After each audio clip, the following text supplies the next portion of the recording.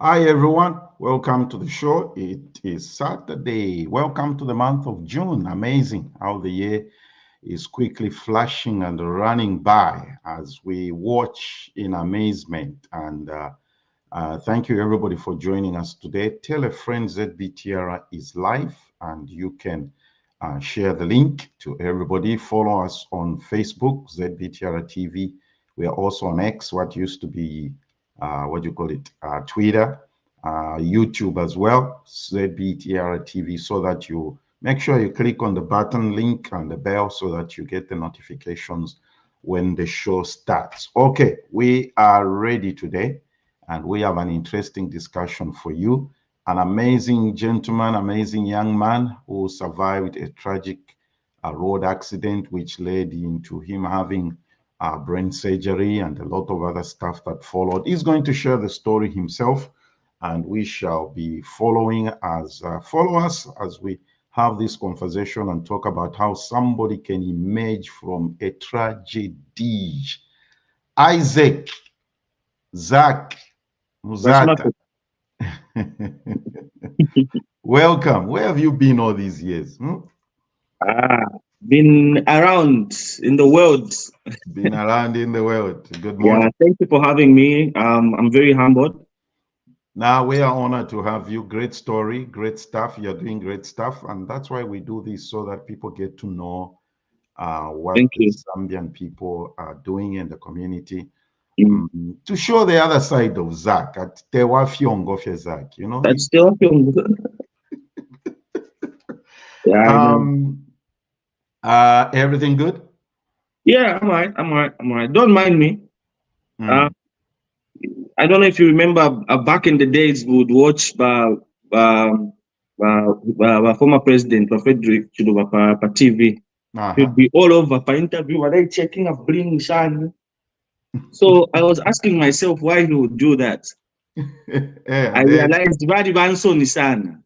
Oh, really? So na inendi wanso ni nangunda so don't mind nkara no me shi kutinika just know I'm here. Okay, let's begin. Yeah. A few years ago you went through a tragic accident. Yeah. After emerging from that, you you established an organization. But before we get to the non-profit organization that you run to serve the people of Zambia, tell us about the ordeal that you went through. What really happened? Okay, so basically what led to my to the surgery is I was involved in a road accident along Chilumburu Road. Oh wow! Muzata. Yeah, so I was driving headed towards the Chilenje direction, and yes, somebody comes and my hump ya Zambia as well. So you slowed down to get over the hump. Yeah, so I slowed down and I passed the hump, and immediately I passed. Some of them brakes, like there's somebody panicking, and I didn't really pay attention, but everything happened in a flash. You know what I mean? So Akwera Paddy Hampira, and the car literally just flew behind my car. Whoa! And yeah, my car was beyond repair. Yeah, so like the chairs from behind, comes Mm. and hit me in the head. Airbag yafuma, then I saw the frame here door Mm-hmm. as well. So I had quite triple impact. So that's how, a few days after that, uh, I realized I'm having very bad headaches. Like Romu talk about now they call for Panado. It was a bad experience where Panadol bomba. I started drinking diclofenac. I had all these medicines that I started drinking until all of these painkillers stopped working. Oh, wow. Mm. That's like 4 months after all of this happened. I never rested with the type of headache that I had until it got to a point where I started feeling numb on the left side of my body, Oh, like I'm wow. losing the left side of my body. And I went. So just right there. So after the accident, Mhm. you came out of the accident and went on with your life as normal, as usual. Came out of the accident normal, uh, fit. I didn't have any physical trace of anything, Mm-hmm. but the problem was internal. I didn't realize that I bled on the brain. Oh, wow. Yeah. Mm-hmm. So So that yeah, was 4 months. After 4 months, because of those chronic headaches, you the medicine. chronic headaches and also losing the left side of my body. When you say losing numb or you became paralyzed, what happened? I was becoming numb. I was literally losing because when I cut it into so if I place my hand on something, I wouldn't feel it. Oh, wow. Yeah, so, and I didn't even realize at the point because, okay, I was feeling numb and I knew this was a problem. And the biggest problem that was there, I actually didn't even realize that na step yeah the changer. Mm. You know what I mean? Like I didn't realize that my step has changed. And while you're with people, they don't really see you walking because maybe moto Yeah, moto yeah. straight to office. They are but they can notice some of those things. Until I went. The first step I did, I went to UTH.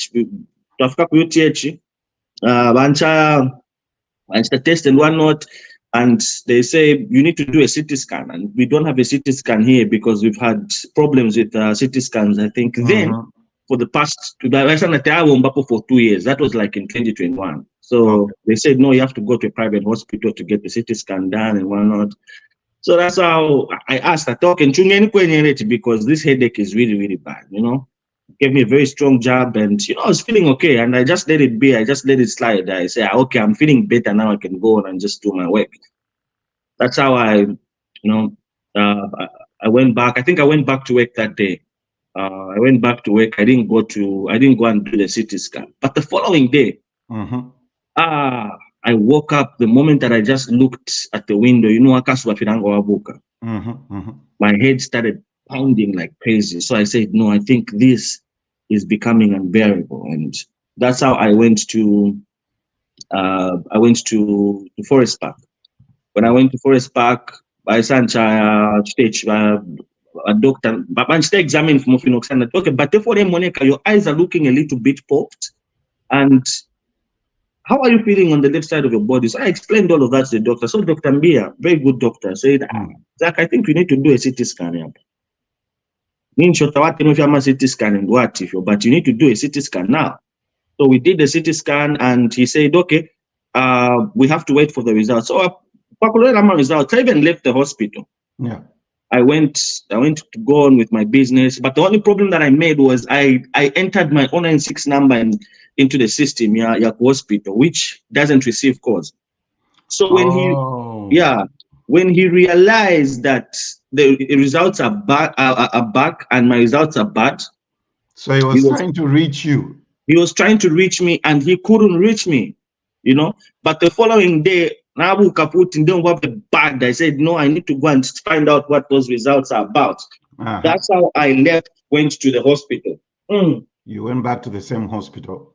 I went back to the same hospital. Imagine you're walking into the hospital. The doctor looks at you and tells you, wow, you're alive. Like, hey, what do you mean? I was worried about you, man. So he pulls me and takes me in his office and tells me, Zach, you have a very serious condition. You bled on your brain.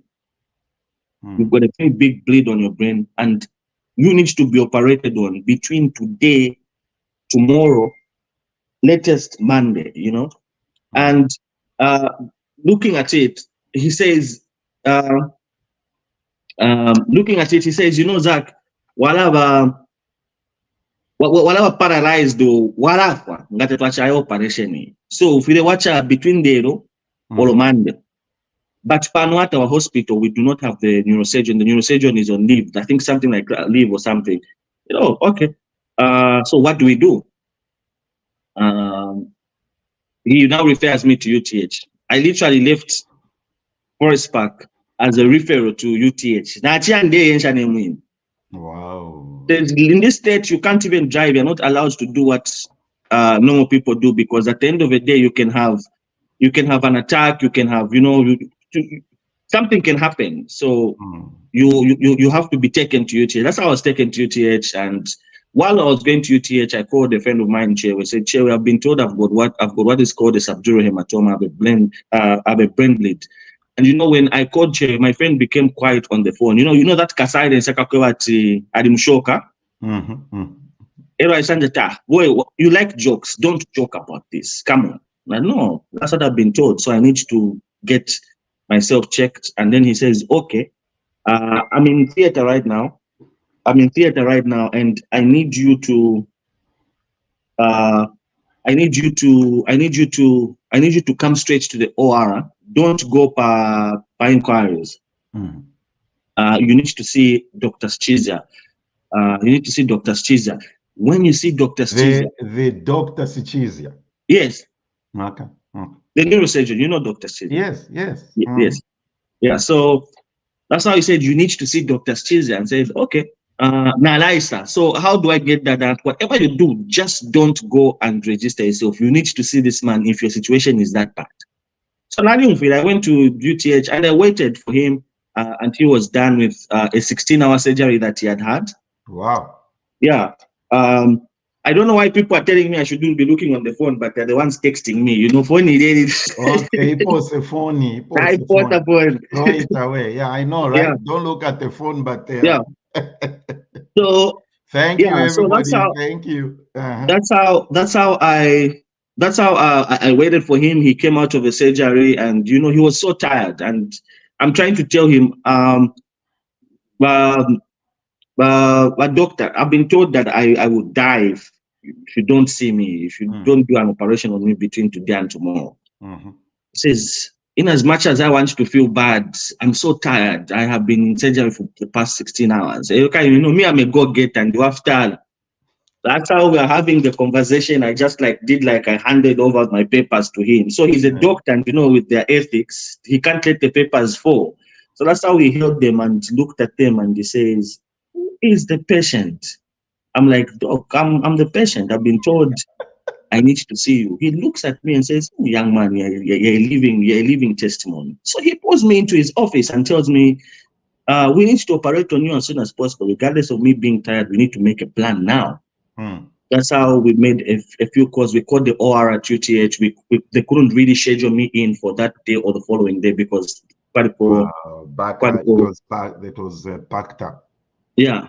So that's how we made. He made calls, and the nearest hospital and the one that could admit me and get the operation done the following day was Mainasoko. So that's how we went to Mainasoko. So to Mainasoko.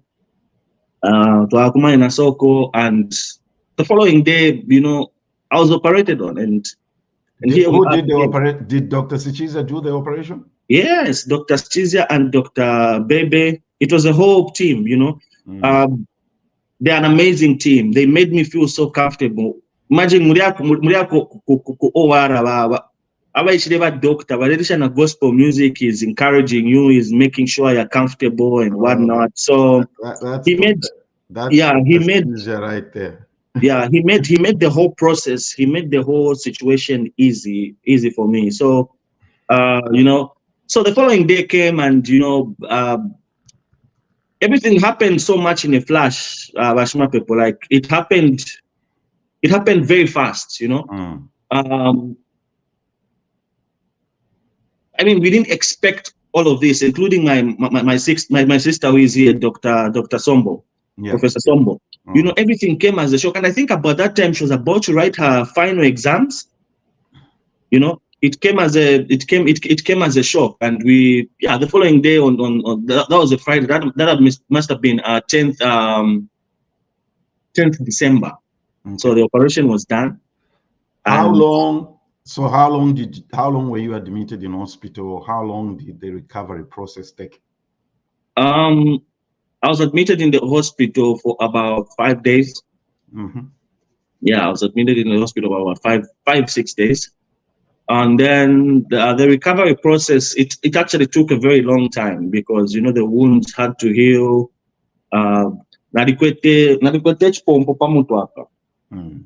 So I had have that picture, but no, I won't show it because you won't show it. Yeah, so we didn't talk about it whether I should show it or not. So no, I'm okay with it. I'm okay with it. You know why I am so keen at sharing my testimony? Mm-hmm. Because the Bible says that they overcame the enemy by the blood of the lamb and the words of the what? Of their of the testimonies. So for me, this is very important. I love to share my testimony because just here in the United States, I have visited people that have been in a similar situation that I have been, but it's just that them it's worse. You know, somebody at Pauche and whatnot.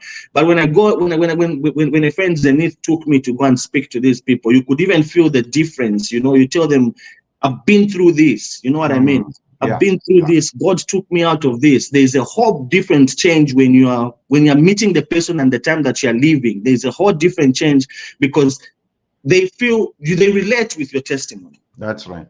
Yeah. So to answer your question, it took some time. It took whoever fit and getting back to do my work and whatnot. I think it took about 9 months or so. That's right. Yeah. So when you after 9 months, did you what's the question, Masarama?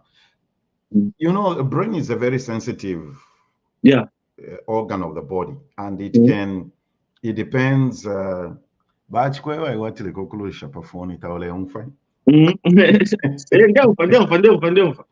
Brain controls part of the body based on what has happened, right? So after 9 months, did you notice anything unusual about yourself? Were you having issues with probably decision making? You said your step changed. Tell us what happened after 9 months. So, well, right. First, let me start like right after surgery. Days after, I lost the lower part of my body. From the waist down? Yeah, I lost the lower part of my body. And were you were in a wheelchair? I didn't really do wheelchair. I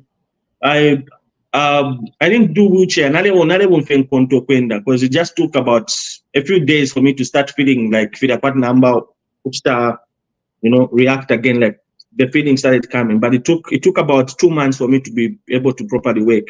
And whatnot. So post surgery, the things that changed. Well, it is known that when you have post surgery for subdural hematoma, you begin to have behavioral changes. You know what I mean? Yes. But yes. I did not. Okay, there are certain things that I noticed that have changed about me. Certain things that I noticed that changed about me, but they're not very major things. You know, where now I'm very thoughtful about certain things. Decision making, yes. I'm very thoughtful before I do something. I think you noticed even when we were arranging the interview, I had to ask you a few stuff. Like I just need to be sure. You know what I mean? Yeah. Yeah, especially I think I'm just a bit sensitive now to issues that relate with health and things that relate with brain injuries and whatnot. Those I have noticed a behavioral change in the sense that I think I'm just more sensitive to stuff now. So you would basically say that's one of the things that you have learned from coming out of this situation. Yeah. Lessons learned. Well, the lessons learned from this situation, other than, the lesson learned, I would say, is that anything can happen to anyone at any time. Don't take life for granted. We can't take life for granted anymore. And you see, it's by the grace of God that we are all actually moving and alive. So that's a lesson that I've learned. Because I was just okay. I was just okay. It was a Thursday. I'm even planning to say tomorrow, Friday, I am going to chill with my friends to granddaddies. You know what I mean? The next thing, I'm coming out of surgery around 16 hours. How long was the surgery, by the way? It was about 6 hours. 6 hours. Okay. Yeah. Okay. Are you on any long-term medication? No, Nothing. So I was supposed to be on very long-term medication like brain needs and whatnot. Blood thinners, stuff like that. Yeah. So when we did the first CT scan post-surgery, after many weeks or months or days was the first CT scan done? I think it was about 2 weeks. When I did that, so Dr. Bebe had put me on brain need and a few other medicines. I can't remember what they're called, but I was drinking that at least for, I think, 3 weeks or so. A month after my surgery. Then we started treating the issue where I had lost the lower part of my body. I think I had an infection somewhere in the lungs or something. I can't remember. So, I get emotional when I speak about these things. I have not been on any long-term medication. And when I did the first CT scan, Dr. Stija told me, you are healing very fast. Wow. You are healing very fast. You are doing very well. And don't worry about it. So, just being traumatized about the whole situation. I went and I went home and my life went on. But after a few months, I think it should have been a month or two after now I started working properly, back to normal. You dropped the clutches? Yes. I had to learn how to walk, I had to learn how to walk. And after that experience, I came back to I need to start doing work, doing what. So now I'm book my migraines. So I thought like I became very paranoid about this whole situation. So I went again, I talked to Dr. Bebe. I talked to Dr. Bebe, Doc, I am not feeling well. Let's do a CT scan. So we did a CT scan. He allowed me that day. He said, okay, fine, let's do a CT scan. We looked at the CT scan. He said, oh, no, you're actually healing very fast. But I think it must have been the 4th CT scan where he told me, I don't want you to do a CT scan because you have been healed. Your situation is different. You should not worry about this. You can only do a CT scan when you feel like, but it's not something that you should be coming like you are healed because, when you have brain surgery, your brain kind of shrinks. It kind of shrinks. Yeah, it needs to feel because, body, so that the brain fluids, they came out, there was blood that came out and whatnot. So it takes about 5 years for it to properly fill up. Okay. But when we did, I think my 4th CT scan, I was told, hey man, you're healed. Your brain is properly healed. You shouldn't worry about this. Just go and be a blessing to people, and Wow. But by the time all of this is happening in Ishwariambaka, the Help Beyond Borders, we have bought chants, we have, I started Help Beyond Borders during the time when I was doing reviews. Okay. What prompted the formation of Help Beyond Borders? Growing up in church, I'm a minister in church. I play drums, I play keyboards in the church. So when I had this experience, I had so many questions for God. Why should I go through this experience? Nishi, why should I be the one to go through brain surgery and whatnot? So Dr. Stacey, among other people who told me, you need to find purpose in what happened. There's a reason why you went through this. So I took time and I asked Dr. Bebe, I said, you need to show me around. Because, okay, look, if UTH doesn't have a CT scan for 2 years, tell me how many people are dying because they can't afford to go to Forest Park and get themselves a CT scan for 3,600. That's the fee for the CT scan, 3,600? Yes. So how many people are dying? A lot of people. An ordinary person, so to speak, ordinary citizen can't afford that. Yeah. So I said I need to find purpose because I felt bad. A lot of people are probably dying because they probably have the same situation. and they just can't, you know. We listen, we hear a lot of deaths in Zambia. Guys, you know what I mean? You know what I mean? So I started feeling, you know, there's something that needs to be done about this situation. And that's how they took me to D Block. I think you know about D Block? Is that UTH D Block? I may know, but the people watching may not. Okay, so UTH D Block is a ward Okobatwala Abana with different health conditions, like the serious ones. So the neuro has got its own section in there. When I walked into that place, I saw children with, you know, the big heads, you know, where you can feel the pain, and they're thinking, okay, I had liquid and fluid on my brain, I bled, but and this child is crying on top of their voice. You know, there are a lot of them that are crying in the ward and whatnot. And I asked myself, oh, these people need help. And I asked the doctor, Doc, what can we do to help these children? What is the barrier for them to get operations? And the doc tells me, okay. And, you know, because they have this relationship, the doctors, the neurosurgeons, these guys, the UTH neurosurgical department, they have the way that Dr. Chiz has mentored them. They are very loving and very involved, you know, doctors. So amazing. Off his head, Dr. Bebe tells me this child is from so and so place, problem it's this and this, problem it's this and this. So I realized at that point that we needed 6 shunts. Shunts an artificial vein that they put in the brain that pulls the water from the brain into the stomach. Okay. We needed 6 of them. At that point, they were costing about 1,700 kwacha. Yeah. 1,700 kwacha. We needed should be about 5 or so CT scans.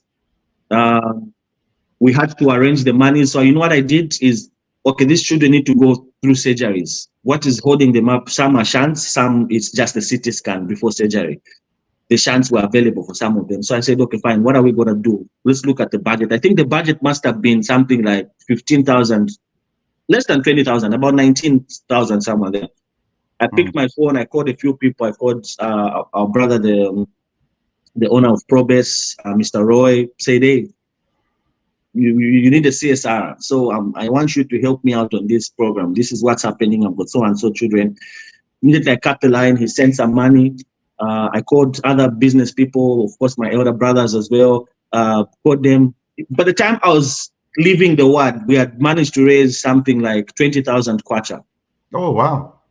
And all of those children were, the shunts were bought, operations were done. And from then, this is when I just said, you know, this is purpose for me. I need to continue doing this. You know what I mean? So we managed to help about 14 children on that same day that, you know, I discovered my purpose. And yeah, this is how did you come up with the name? What is the significance of Help Beyond Borders? Okay, so after now, I declared there's a place called Our Care House of Hope. It's like a transit home for children with hydrocephalus and spina bifida. Okay. And after I declared that, and also to the doctors, I said, okay, guys, I'll be helping you out. If the children that need help, like they need a CT scan or they need a shunt, let me know. I can raise money for them. If I have, I can just buy and whatnot. So there was a child that came from Zimbabwe. This child came with a father and the mother. Came to UTH that they should be helped with the issue of hydrocephalus. Wow. So, you know, when you're in Zambia and you think about Zimbabwe, they use dollar, you think they do have the money. So you know what I mean? So I said, okay, fine, we will help you. And that's how we managed to buy the shunts and they did the operation. So Help Beyond Borders came up as a way that I realized that actually we will not only be helping the Zambian children, because thereafter we started receiving cases like I'm being told, no, Mozambique, because UTH, the UTH Neurosurgical Department is so centered that Malawi sends its people to Zambia. Oh, Mozambique sends its people to Zambia. Zimbabwe sends its people to Zambia. All of these other neighboring countries, Congo sends its people to Zambia to come and have these neurosurgical operations. Wow. So this is why we said Help Beyond Borders is going to help children everywhere. Zach, there's somebody watching here and they are saying, wow, you say things when we do these interviews, there are certain things that you have said, which probably, were not planned, not scripted. Yeah, So yeah. somebody's watching and they are saying, how can I get involved? In Help Beyond Borders? Yeah, whichever way. I mean, at the hospital, Help Beyond Borders, because I noticed that you mobilize. When I watched your, what do you call it? The documentary. Yeah, when I watched the documentary, no, that I'm looking for a certain picture. Let me see. No, not that. There's a you mobilize doctors, right, and medical personnel to work with you. Yeah. How does that work from different hospitals, and what sort of activities do you do? The doctors are from different hospitals, but the number that we have a group. Hope Beyond Borders is sitting on 77 people. We have a group, active members who are part of Help Beyond Borders. We're 77 of us. The highest number of the team is doctors, neurosurgeons. I think we should have neurosurgeons in the group, about 11 of them or so. Yeah, I mean, they're from different hospitals. We have other doctors from different hospitals. So we basically just have a team that works together. We plan outreaches, we plan events for us to be able to raise funds for us to do these outreaches. So it's no big deal for somebody to join Help Beyond Borders. There's a membership what sort of activities and programs do you do? We do things like the blood drive. One of the things that happens at UTH is that one of the things that happen at UTH is that when they have a neuro week, they really need blood. Okay. When they're doing the operations as backup, you know what I mean? So mostly blood tidy enough blood bank. So we do these blood drives for us to be able to facilitate, or rather to help when there's neuro week, and also just other people that need blood. Let me show some pictures here and then you can comment on each one of them. Of course, this one is a blood drive. Was that at UTH? No, this one we did it at the Leopard Zilmo. Okay. Yeah, we did this at the Leopard Zilmo. We had over 100 people come through to donate blood. Social media is a very powerful tool. Yes, it is. Yes, it is. And this, that was in Livingstone. We took the neurosurgeons, the whole team, the Help Beyond Borders team, to Livingstone. There was a clinic that was happening inside the clinic. So me and the gentleman seated next to us, next to me, he's the owner of Fortress Media. He's the one that shoots our documentaries. We're just relaxing outside and making sure when one of the doctors comes out, we are getting a report. It's done on the camera. He tells us how it's going, how many patients they've seen, and whatnot. So, yeah, that's Livingstone. Okay, amazing, amazing. And this? That's Jonas and the council chairperson, Babetatu council chairperson, a mayor for Kanchibia. Oh, okay. Yeah, the woman is a mayor for Kanchibia. She's called Kadungwe Chota. So what we do as Help Beyond Borders, everywhere that we go, next to the mayor is Jonas. Jonas is part of our team. Jonas is part of the Green Initiative. He's the owner of actually Green Initiative Zambia. I think that's what it's called. So what we do, I've heard of Green Initiative. Yeah. So Jonas heads a section of our organization that every hospital that we go to, we need to plant a tree. Oh, wow. So this was tree planting in Kanchibia. Kanchibia. Yes. Where's Kanchibia? Tell our viewers where Kanchibia is. Kanchibia is in Uchinga province. It's after Mpika. It's like, I think 200-300 km from Mpika. Okay. Yeah. And here? That's Chief. That's Chief Mukuni. Okay. South province. Yes. So when we went to Livingstone, we had two separate clinics. We had the clinic which was at the General Hospital, and the clinic that was right at the Chief's Palace. The hospital that is at the Chief's Palace. He has welcomed us so well in Livingstone that he calls us his children. personally told us, when you're coming to see me, don't bring me all these presents, because what you're doing for the community is amazing. It's So amazing. It's a present yeah, enough. yeah. So Amazing. he adopted me. He calls me his grandchild. Ndiwako mfu mwine. Does he know what grandchild he has adopted? Eh, yeah. Huh? Yeah. And the final one? Oh yeah, that was a work that we did in Lusaka. We were raising awareness about hydrocephalus and spina bifida. Mm. Uh, I came up with this idea. Uh, within a space of 2 weeks, we managed to advertise and we managed to pull such a big crowd to go and do a walk in Lusaka. Oh, wow. So we Wow. walked from Toto. We walked from Toto filling station all the way down to Where is Toto filling station? Toto filling station, Pabwinjimfumu. Okay. When Yeah, Bwinjimfumu Road. Yeah, to East Park. East Park Mall? Yeah, East Park Mall. So we had Dr. Stizia come through. We had Ephraim, the son of Africa, come through. We had Honorable Tassila come through. We had Pastor Kangwa Chilesha, who is the PS now, come through.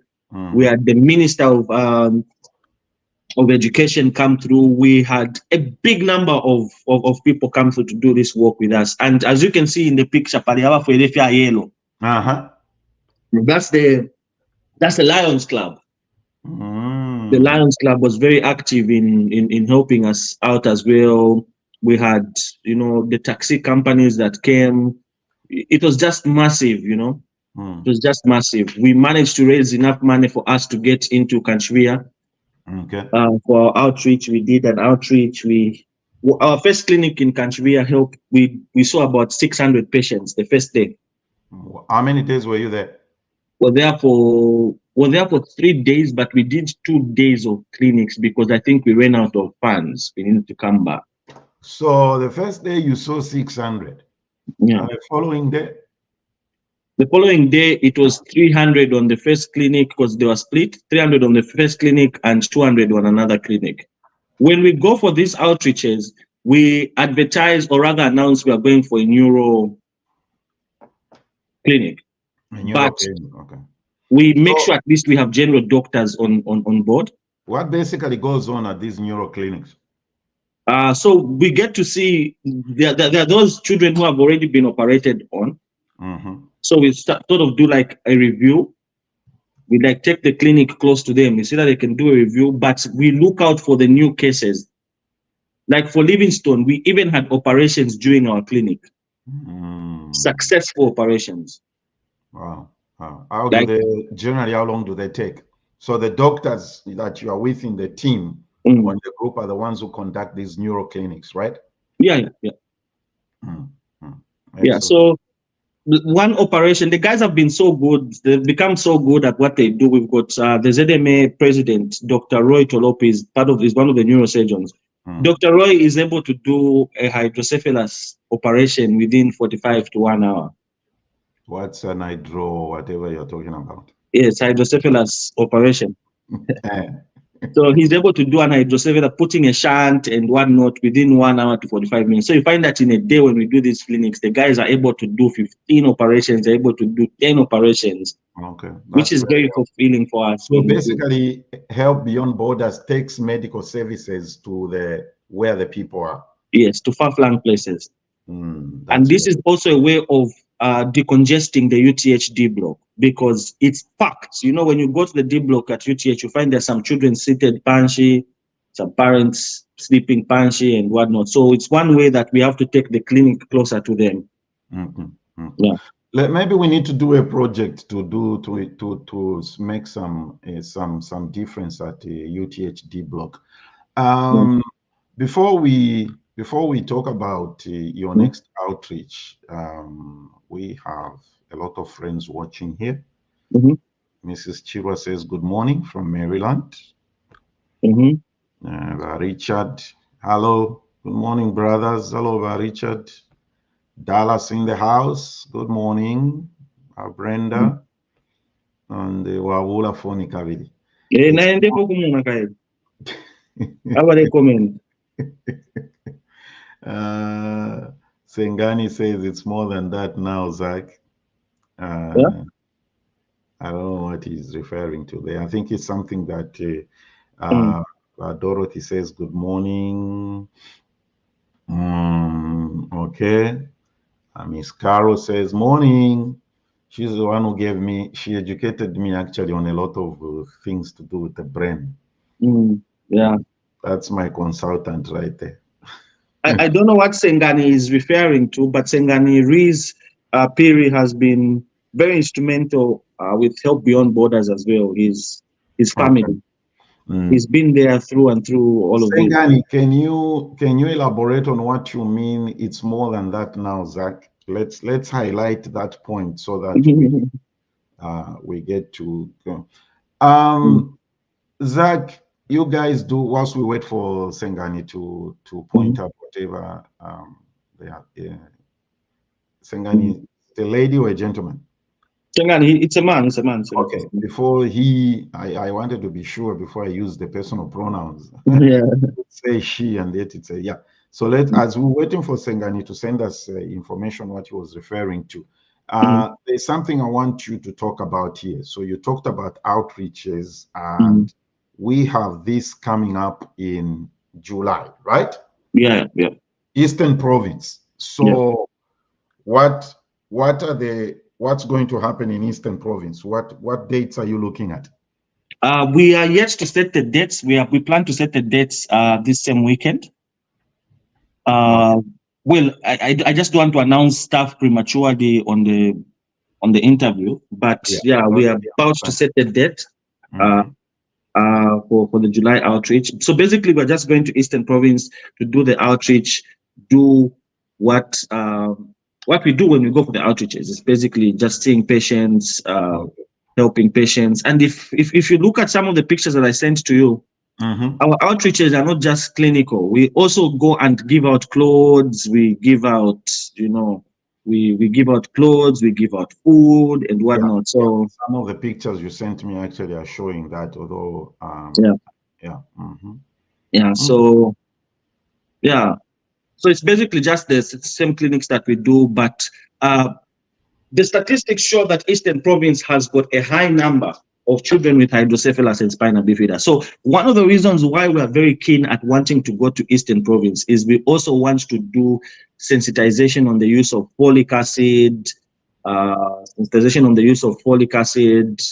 Um, what else? Yeah, folic acid, and also the issue of early pregnancy. Because one of the reasons why we think there is a lot of hydrocephalus in Eastern Province is because abayithi balekwata bwangu amafumo, you know what I mean? Okay. And as a result, balafisa kuba fyashi, then they end up not drinking folic acid when they are pregnant. They're not doing any antenatal, and yeah, it ends up to be like that. Yeah. Okay. So that information is where, yeah, I've heard that statistic and that report about Eastern Province. Any idea what attributes to that? What leads, what? Ishniye bashi mapepo tuli palive wineka ichinka chirandeterera wamona te. That's the reason I'm asking the question, Zach. What is the issue? Why Eastern Province? What's going on there? Okay. Logically, I think I want to say it's lack of education among the parents, telling them not to marry off these children. And I think we need to really look out for sex education when it comes to Eastern Province. I was recently in Eastern Province. I was there. When was that? When is in Chwala? In February? I'm not very sure. Yeah, I think February. Yeah, I was there in February, and I saw a 12-year-old girl pregnant. 12-year-old girl pregnant. And how did they get there? They are not talked to about some of these things. I don't know, maybe it's the culture. I really don't know how to answer this question, but it's something to do with people not being properly educated about issues concerning early pregnancy, sex, and whatnot in that area. Yeah, maybe that's a subject that we need to address because I've heard these statistics and I've seen them on the news many times. I mean, but N'abanyamata banasheko vubwi.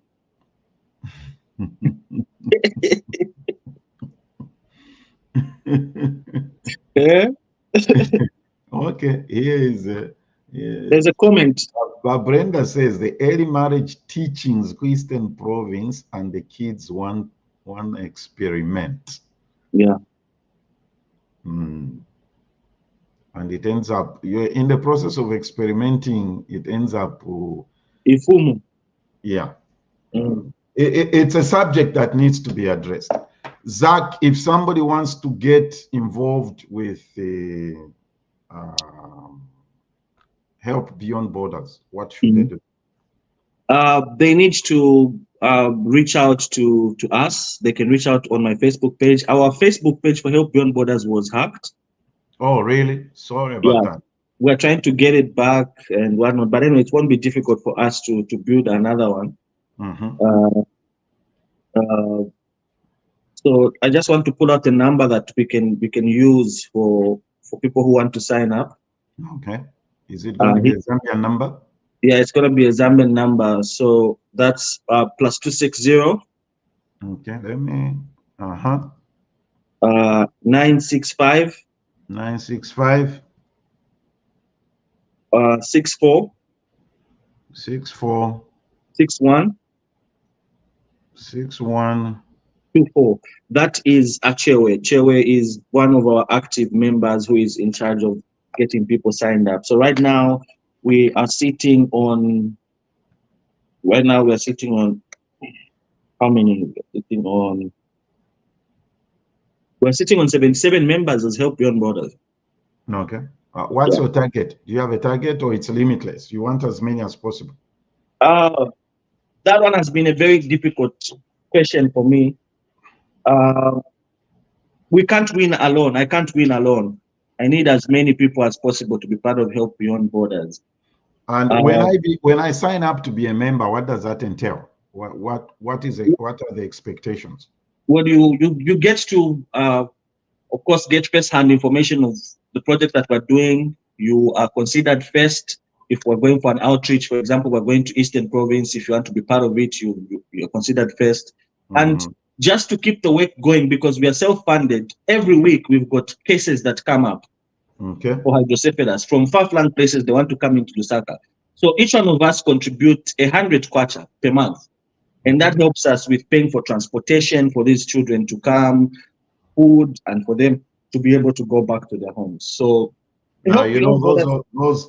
those in the diaspora watching Europe, Australia, the United States, South America, Mm. Asia, if they can be part of it physically. So Yeah, you said this number is for Chewe. Did you say that Chewe? number is for Chewe. Yeah, So I can't put my number. no, no, no, no, no. We don't want your number because you've Yeah, been trying. If we put your number, you won't be sleeping. I know. Milan, we were the foolish. already my inbox on Facebook.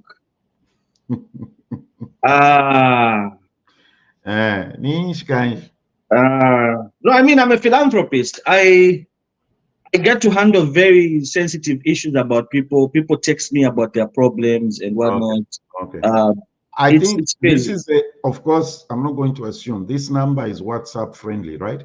Yes, it is. It is. It is. So for those of us who are in the diaspora, get in touch with Chewe, see how we can support. Okay, we Yeah. can support financially if Mm. we may not be able to be there, but when we visit Zambia, of course, if you are doing an outreach, we should be able Yeah. to participate. Okay. So I hope Beyond Uh, Borders, by the way, has helped over 3,000 children from the time we opened. how many? Over 3,000 children. 3,000 children. Okay. Over. We are not counting. We'll count at the end of the year, but it's over 3,000 children. Okay. Here's a message for you. Mhm. Miss Caro says, reach out to CCF. CCF is Caro Care Foundation. Okay. I'll connect you, Nabakaro. Great. We have donations arriving end of June. We can help with screenings, outreach, Okay. and medical missions. Okay, that's Great. what Caro Thank Care you. Foundations is about. Yeah. Zach, Mhm. great discussion, a wonderful story. And Mhm. but before we go, Mhm. all right? Uruhudi. Mm. Hapo mwalikosa okutrending. Aina alikosa nomu. Nangunabambika mwidresi nawaponta shani kutamba ko. You see, I went to your Facebook page and I found a few things. Mm-hmm. Okay. And I'm saying to myself, this talent, I wanted to say philanthropist, like the Wakulu Apura. You have so much going on your page, social media pages. Yeah. What's up with that? What's up with this Chile one thing? What do you think about the Chile one thing? What's the issue? Chile one is in a situation where there's money is involved and whatnot, but Zambians, we've got a problem. Zambians, we've got a problem, which we want to rush to embarrass people when they fail or laugh at people when they fail. People like Chile one, people like Yomaps, that talent that needs to be, to be protected, because it's putting Zambia on the map. You know what I mean? A small thing that concerns 6,500 is something that they can talk, you know what I mean, off camera, off social media and whatnot. But you find that poster and the whole country, people are happy. Hey, Chile one is owing 6,500. We need healing as a country. I think nanakabututu kadakadi chilamo akakuba tionze kula kutora ku social media shani. I don't know why we're so happy about malice. You know what I mean? I'm being blunt about this. I wasn't happy when I saw that, because all the young man is trying to do is just create music for you and I to enjoy, to take Zambia on the map. You know what I mean? Huh? Okay. Second issue. We are dealing with trending issues here. Why did Lilian Mutambo block you? Because I say the truth. What did you say that led her to her blocking you? I think I called her out on one of the things that she wrote, I think should be about me or whatever. I can't really remember, but most of the times that I've gotten myself in trouble on social media is because I've said the truth. I have no hard feelings against her, but I think Fila Chilamo, especially if you want to correct Tabakalamba. You know what I mean? Huh? Fila Chilamo. So, and again, being a Christian, I think the fruit of the Spirit is what? The fruit of the Spirit is what? It's love. Joy, peace. What? Self-control. Huh? Yeah. Some of the things that we get that we would see lately, I think Papariko change. I'm beginning to like her. I follow her on my personal account. I see what is happening. So some of the things just become a little bit overboard. You know what I mean? And I think if we have to talk about Christ, let us not portray Christ as a savage, like he's a disciplinarian. You know what I mean? Huh? Christ is love. Christ is love. He's got the way that he rebukes his people. You don't need to be harsh with people. You know what I mean? I mean, if you're going to tell me about Christ, why I should believe in Christ, you should show me the good side, the perfect side of who he is. You know what I mean? Something that will attract me to feel the longing of bonding with such a God. Not you are a sinner. Such things. It's not. You know, one thing that amazes me, Zach, about this thing to do with Christianity, whatever, is people quote the Bible, but then you see their behavior. Yeah. And then I'm saying to myself, wow, I wonder what Bible they are reading, eh? Yeah. Those are your words, not my words. I know. Those are your words, not my words. Finally, what brings you to the US? It's none of anyone's business. What do you mean it's none of anyone's business? You are followers, you are the listeners, the followers, it's none of anyone's business. Our business. You're a community person, you are a public figure. What brings you to the US? When I was coming, the community, the followers, the what, they did not contribute of me coming. So it's none of their business.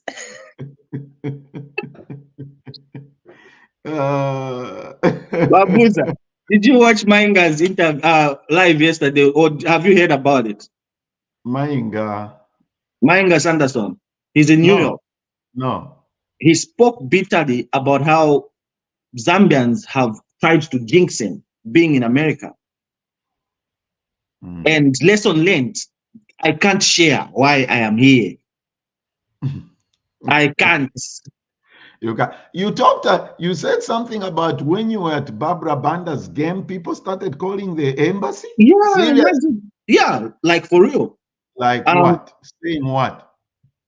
it was a shock, and I'm happy that when I was being told about the issue of people calling at the embassy, I was not alone. I was with our Zambian friends.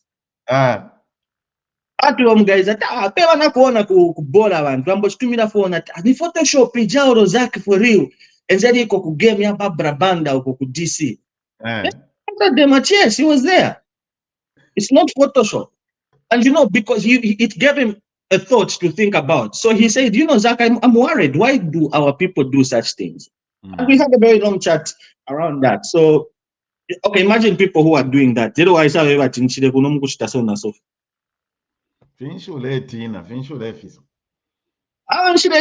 I'm just protecting myself. They won't destroy what they don't know.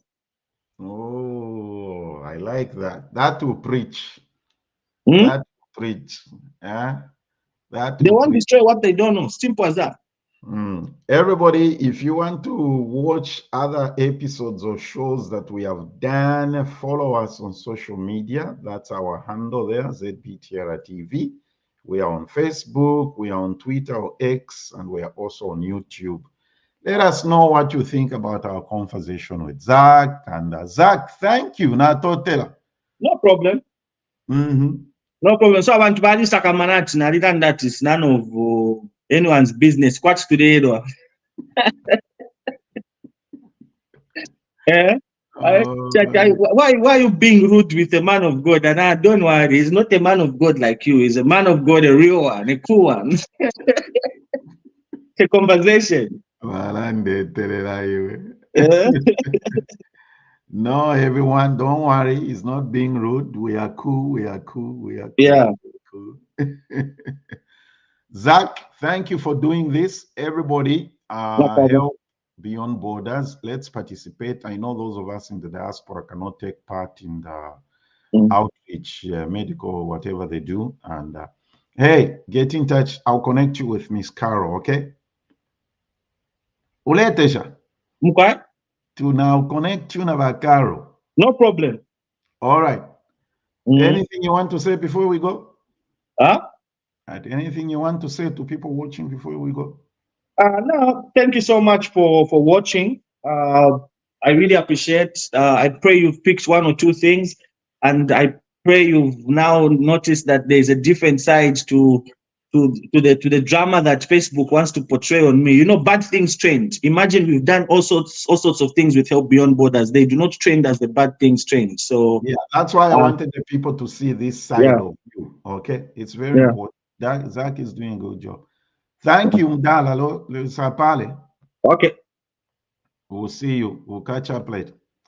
Thanks everybody for watching. That's Zach. Amazing young man, came out of a tragic situation and is doing some wonderful things. Do follow us on social media, ZBTR TV. We shall see you next week with another amazing conversation. And have a great weekend. Zambia Blog Talk Radio.